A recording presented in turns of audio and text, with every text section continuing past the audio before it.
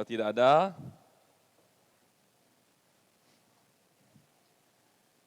saya akan bawakan satu tema, yaitu manusia baru. Kita buka semua di dalam Kolose 3 ayat yang ke-10. Kolose 3 ayat yang ke-10, saya harap Bapak Ibu benar-benar konsentrasi dalam hal ini, karena saya yakin ini berguna semua. Hampir semua kita di tempat ini pasti mungkin akan berguna dalam kehidupan sehari-hari. Kolose 3 ayat yang ke-10. Ya, saya tunggu semua. Sudah ketemu? Amin. 1, 2, 3. Dan telah mengenakan manusia baru yang terus-menerus diperbaharui untuk memperoleh pengetahuan yang benar menurut gambar kaliknya.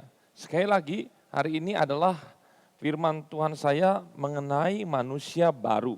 Manusia baru itu bukan berarti baru dalam arti seperti Nikodemus, saya sudah tua, masa harus masuk lagi ke rahim ibu saya, kemudian dilahirkan lagi.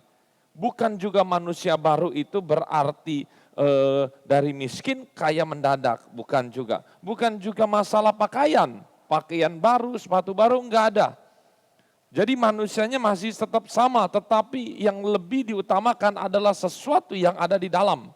Dan Bapak Ibu, coba perhatikan ini baik-baik, jangan bunyi. Di sini dikatakan, mengenakan manusia baru, itu apa maksudnya? Jadi mungkin kita berpikir, oh saya seperti baju, saya pakai begini. Ternyata bukan. Ini dalam artiannya mengenakan manusia baru itu adalah sesuatu hal yang pasif. Pasif itu bukan dikerjakan oleh diri sendiri, tetapi kita tinggal diem, ada orang yang pakaikan. Kalau itu contohnya pakaian. Bukan berarti ini ada pakaian, saya ambil, saya pakaikan sendiri. Itu bukan. Ternyata dalam bahasa aslinya ini pasif, jadi kita diam, ada yang memakaikan kita, manusia baru ini. Siapakah yang memakaikan kita? Itulah Roh Kudus. Nah ini penting. Jadi begini, sehebat-hebatnya orang Kristen, manusia baru itu apa? Pokoknya manusia baru itu seseorang yang hidupnya beda, tiba-tiba jadi baik, yang tadinya suka pemarah, nggak suka marah, yang tadinya suka gosip, nggak suka gosip. Pokoknya hidupnya itu karakternya luar biasa sama seperti Yesus. Tapi kalau saya pikir baik-baik, kalau itu dikerjakan oleh diri sendiri, mustahil. Contoh misalnya kalau kita bergaul sama orang, misalnya ini orang penting, kita pura-pura baik, yang tadinya nggak pernah negur, nggak pernah senyum, kita pura-pura senyum. Tapi ingat, ini akan menjadi seseorang yang munafik. Dan itu tidak akan bisa bertahan lama. Contohnya, saya contoh waktu di sekolah Alkitab. Di sekolah Alkitab itu ada aturan 3 bulan. Apa itu aturan 3 bulan? 3 bulan dalam asrama. Yang tadinya kelihatan hebat-hebat dari 1 bulan, 2 bulan, 3 bulan. Nah mulai dari 3 bulan sudah mulai kebongkar semua aslinya.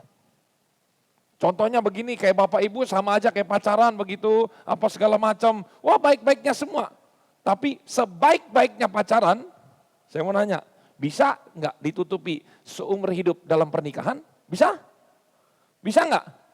Misalnya kalau pacaran ini, maaf, kalau buang gas ditahan-tahan, begitu kan? Ya kan masih bisa ditahan-tahan betul ya, ngupil juga, pokoknya jaim, makan juga nggak punya. Tapi begitu udah menikah, bisa tahan begitu terus seumur hidup? Ayo saya tanya, nggak bisa. Keluar belangnya aslinya. Artinya apa?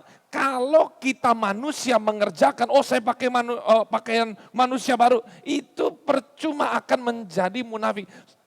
Jadi begini, saya ingin menjadi baik, saya ingin menjadi seperti Yesus. Selama kita ingin menjadi, itu sepertinya percuma akan menjadi sia-sia. Ternyata ini pasif, kita cukup diem, Cukup diam. Nanti Roh Kudus yang pakaikan. Loh Om, kok enak banget? Enak.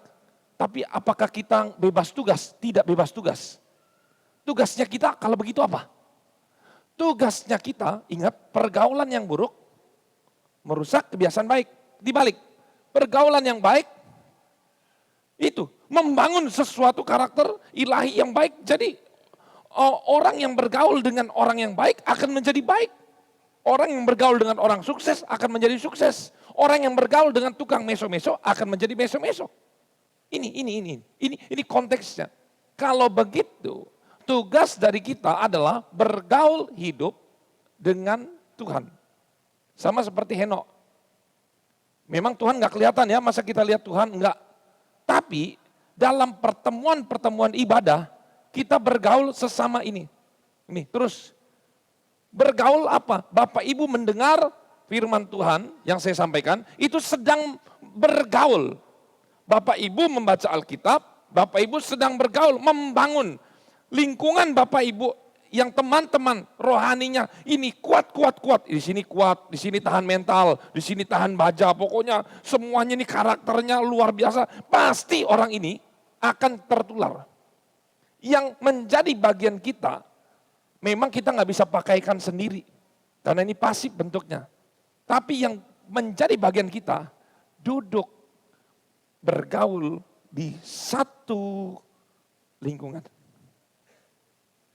Bergaul erat dengan Tuhan, nanti kita otomatis ada saatnya tanpa sadar Tuhan pakaikan kita.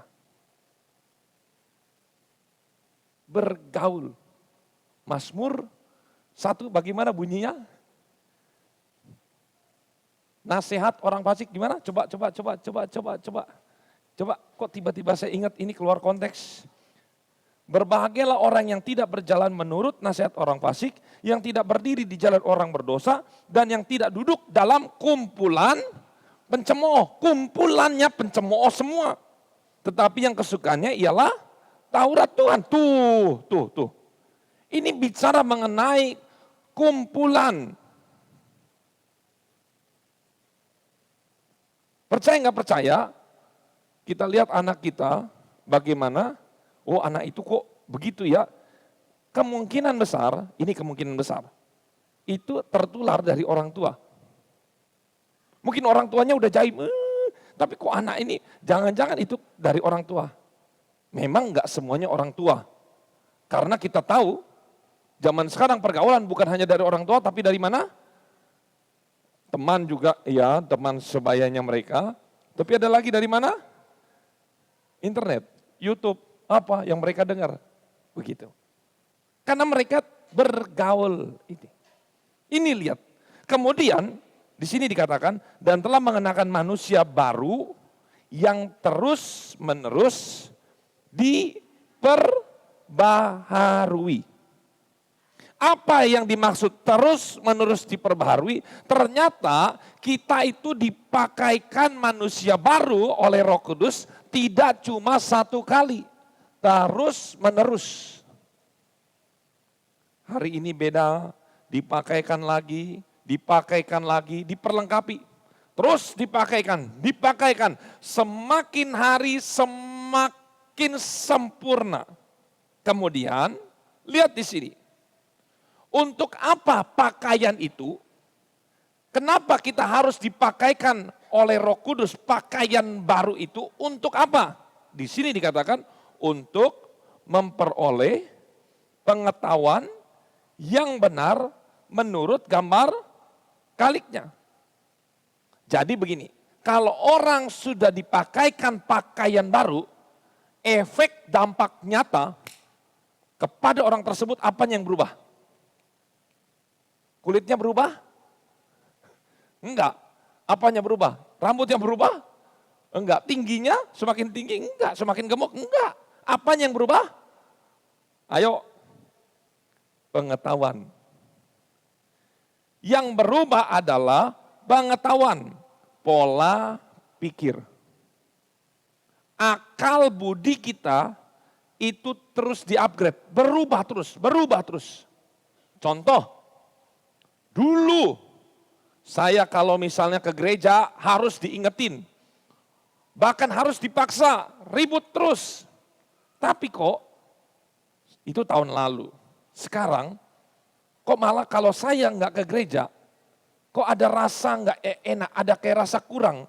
Sama kayak makan tahu tempe pakai apa? Pakai sambal, pakai sayur asam, nasinya nggak ono, kayak nggak bisa. Sesuatu yang kurang, itu dia. Pola pikir kita mulai berubah. Tahun lalu orang senggol sedikit, tangan kita langsung hajar.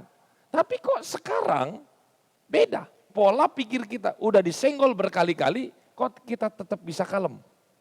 Dulu sebelum orang ngomong kita udah ngomongin dulu. Sekarang udah diomongin terus menerus, kok diem aja. Dulu kok baperan, baru di ini langsung wah mental tempe. Bener-bener wah nggak karuan. Tapi sekarang udah difitnah sana, fitnah sini, kok hidup kita rasanya enjoy aja. Badannya sama, tubuhnya sama, tapi yang di dalamnya kualitasnya kualitas grade A, kualitas sorgawi. Itu yang dimaksud. Itu pola pikir yang disentuh oleh Roh Kudus, manusia baru pertama kali adalah pola pikir. Pikiran kita yang dulu misalnya contoh, saya nggak mau berkata bahwa segala sesuatu itu, ada firman berkata segala sesuatu itu belum tentu itu dosa, tapi segala sesuatu belum tentu itu berguna. Contoh babi dosa nggak? Enggak. Tapi menjadi dosa ketika kita ada kumpulan orang-orang di situ yang fanatik apa, oh ini lihat nih, saya makan babi, oh enak apa segala macam. Atau ada orang yang baru percaya Tuhan, kemudian kita makan depan mereka, sedangkan mereka seumur hidup nggak pernah makan babi. Karena kita makan babi, mereka jadi murtad lagi. Itu kita menjadi berdosa. Dulu tuh nggak pikir panjang. Sekarang justru beda. Bisa menahan makanan, oh ya ini. Ya memang nggak dosa, segala sesuatu nggak dosa. Nggak dosa. Kalau misalnya kita berkata begini, Pak, minum alkohol dosa apa enggak? Enggak, yang dosa itu mabok. Tapi bisa enggak kita tidak mabok waktu kita minum? Tapi dipikir-pikir lagi, kalau enggak dosa, apakah saya harus bawa di sini bir, kemudian saya minum di depan Bapak Ibu? Bagaimana efeknya? Menjadi syak enggak? Syak. Lalu pilihan saya apa? Lebih baik saya enggak minum. Lebih baik saya tidak minum. Paulus berkata, itu semua makanan gak ada yang haram, tapi dia memilih tidak memakan daging. Bahkan daging, guru saya Om Yos Hartono, bahkan Om Yos Minandar, dia tidak makan segala sesuatu. Memang dia bukan masalah dosa gak dosa, tapi pola pikirnya di sini loh. Oh ini untuk kesehatan, udah tahu kolesterolnya 400 sekian, apa udah 500, asam urat udah begini, tapi masih dihajar terus ini. Ini kan pola pikirnya. Kita berpikir sedemikian rupa. Kok semakin ke sini kita tuh apa ya, diberi pola pikir ini bukan lebih kepada kepintaran, tetapi lebih kepada hikmat dalam menghadapi sesuatu. Kita tuh jadi berbeda. Respon kita itu kok api, ciamik nih orang nih. Harusnya kita membalas, tetapi kok kita memberi. Nah, ini sesuatu yang gak bisa dikerjakan dengan kepura-puraan, apalagi kemunafikan. Ini gak bisa. Istri gak bisa pura-pura baik apa kepada suami. Wah, udah tinggal. Mak gimana? Tapi kalau ini dikerjakan oleh Roh Kudus, suami akan berkata, loh istri saya sudah berubah nih. Istri saya sudah berubah. Yang tahu busuknya kenapa? Suami. Yang tahu busuknya suami, istri. Tapi kok ini udah berubah. Pola pikirnya sudah mulai dewasa. Bukan hanya sekedar dewasa. Tetapi udah menyerupai Kristus. Saya mau katakan nggak ada orang yang bisa sama seperti Kristus. Tetapi semakin ke sini, semakin mirip, semakin serupa dengan Yesus. Contohnya lagi, saya mau kasih tahu.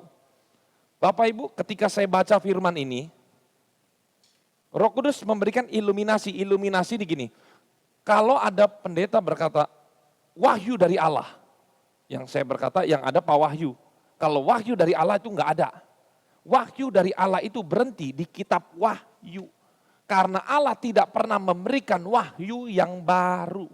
Ingat. Yang ada iluminasi. Iluminasi itu apa? Penerangan kayak lampu diterang. Jadi tulisan yang samar-samar, kalau Bapak Ibu misalnya kalau malam, ada yang rabun malam ya. Kalau di ceret, oh iki loh, ternyata huruf A. Oh ternyata huruf B, saya pikir 8, ternyata B. Kan mirip B sama 8. Karena diterangi, iluminasi namanya. Diterangi firman itu. Hari ini saya akan berikan contoh, pola pikir yang berkembang juga.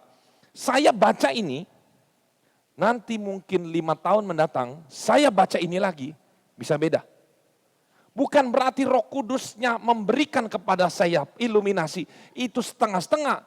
Roh Kudus memberikan kepada saya itu penuh, tapi sayanya itu enggak nyangkut di otak saya. Bapak Ibu pernah enggak dapat permainan yang mungkin Tante Rere apalin ayat, atau benda-benda, berapa benda, 5 benda atau 6 benda, kursi kayu, kapak, apalagi kertas. Sampai sana sudah beda-beda, malah ada tanah. Loh, nggak pernah ngomong tanah, dibilang tanah. Saya sampai sini bisa nangkep ya. Apanya? Ininya loh, nggak nyangkut. Sama seperti murid, dijelasin sama guru, kemudian ulangan. Hasilnya ada yang 100, hasilnya ada yang 1.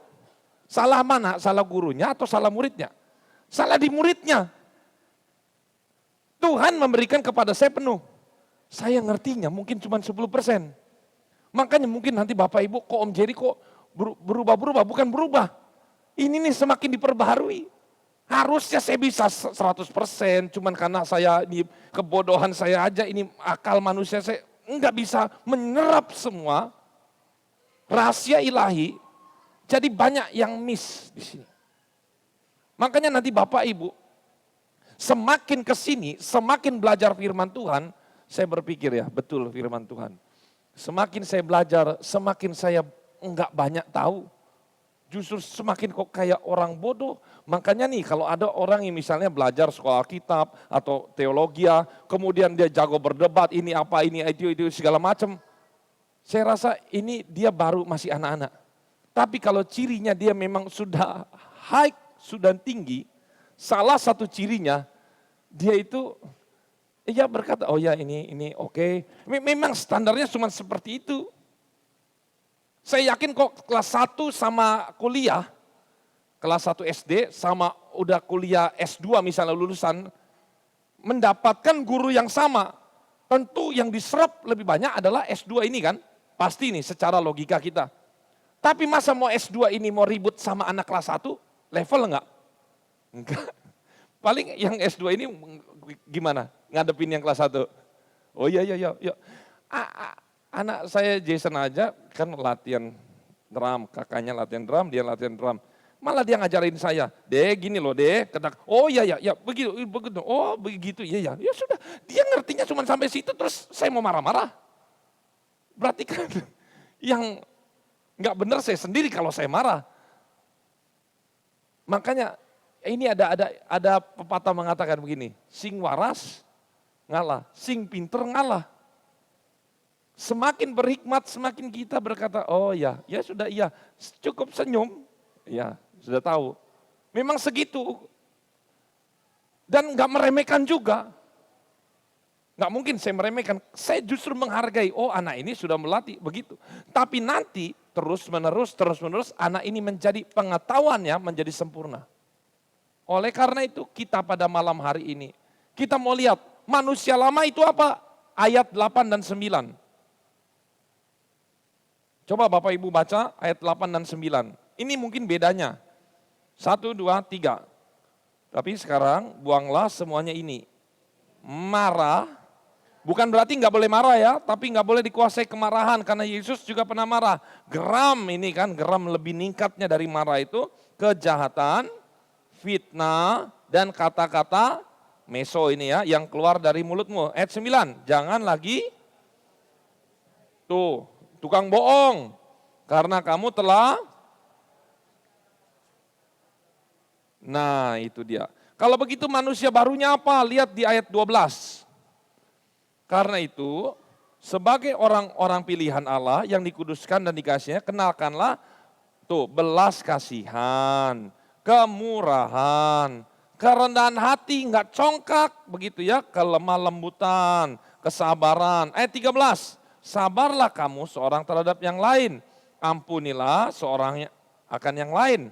Tuh. Jangan menaruh dendam. Kemudian ayat di 14, dan di atas semuanya itu kenakanlah kasih sebagai pengikat yang mempersatukan dan menyempurnakan. 15, ada damai sejahtera Kristus. Tuh, diam di dalam kamu. Ayat 16 terakhir, hendaklah perkataan Kristus diam dengan segala kekayaannya. Jadi perkataan Kristus itu juga diam. Ini manusia baru. Beda dengan manusia yang lama.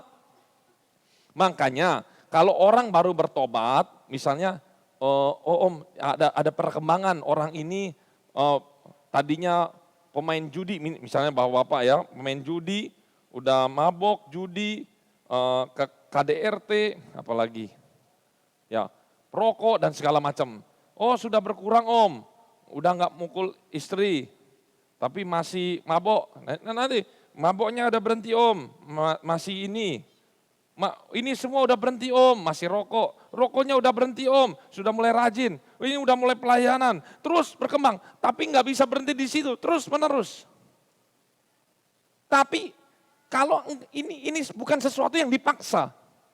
Beda ya, dipaksa dengan kesadaran. Oh saya sadar nih, oh saya sadar. Tahu nggak Bapak Ibu, saya paling menjaga benar untuk membawakan firman Tuhan untuk tidak tembak orang dalam firman. Oh itu saya benar anti. Kalaupun saya tembak, itu bukan hati saya yang mau tembak. Misalnya om jadi lo sering nembak saya, udah saya juga nggak tahu masalah kamu tuh apa. Kan jemaatnya semua ada banyak. Bahkan kalau saya khotbah tentang persembahan, persepuluhan, itu berarti saya harus cukup. Itu udah ada aturannya. Jangan berkhotbah ketika kamu butuh, enggak ketika kamu cukup. Jadi ketika kamu khotbah pengampunan, saya nggak boleh di sini lagi benci. Atau lagi punya masalah sama orang itu namanya nembak. Mengerti Bapak Ibu ya? Jadi harus benar-benar netral. Kalaupun memang keserempet apa, ya jujur aja saya memang tanpa kesadaran saya. Atau berarti memang itu dari Roh Kudus. Yang harus bertobat. Itu dia. Oleh karena itu biarlah pada malam hari ini, apa yang kita sudah dengar, kita pikir-pikir nih. Coba Bapak Ibu, sejak masuk ke sini, atau sebelum masuk gereja berjemaat di tempat ini, dulu bagaimana? Baru masuk, misalnya baru masuk tahun lalu bagaimana? Ada nggak progres? Sekarang bagaimana? Ada nggak pertumbuhan? Ada nggak pertumbuhan yang dipakaikan terus menerus? Terus menerus. Kalau itu terus-menerus berarti sehat. Kalau mentok berarti hari ini harus diperbaharui lagi. Diperbaharui lagi. Karena yang bisa memperbaharui, memberikan pakaian baru hanya Roh Kudus. Tugas kita, dekat-dekatlah, senggol-senggol. Berada satu lingkaran dengan Tuhan. Makanya pertemuan ibadah itu baik untuk saling membangun. Bagaimana kalau kita duduk di kumpulan pencemooh, suka meso-meso, terus kita dipakaikan pakaian baru? Nggak bisa. Lingkungan menentukan kualitas hidup kita menjadi manusia baru. Om, bagaimana dengan saya pekerjaannya yang hidupnya di tengah-tengah? Oh, nggak ada masalah. Itu memang tuntutan pekerjaan, tetapi kita juga harus punya kumpulan yang sehat. Itu pilihan, supaya kita kuat. Amin. Nggak bisa, oh, kalau begitu saya berhenti besok. Waduh, itu juga nggak berhikmat. Ingat, kita harus bisa domba di tengah-tengah serigala. Tetapi domba tidak akan binasa karena ada pertolongan Tuhan di dalamnya. Amin. Ingat, malam hari ini kita lihat, ada perubahan nggak? Yang tahu istri, suami. Yang tahu suami, istri. Kalau ada, jangan berpuas diri. Kalau belum, mulai berubah. Mulai malam hari ini. Gak usah saling menghakimi. Lebih kepada orang berkata begini, saya ingin merubah suami. Caranya merubah suami, ubahlah diri kamu, para istri-istri. Bagaimana caranya? Om, saya ingin merubah istri saya. Rubahlah, hai bapak-bapak, rubah diri kita sendiri. Ketika kita mengubah diri sendiri, saya yakin orang lain akan ikut berubah. Amin. Mari kita masuk di dalam doa. Kita ambil posisi yang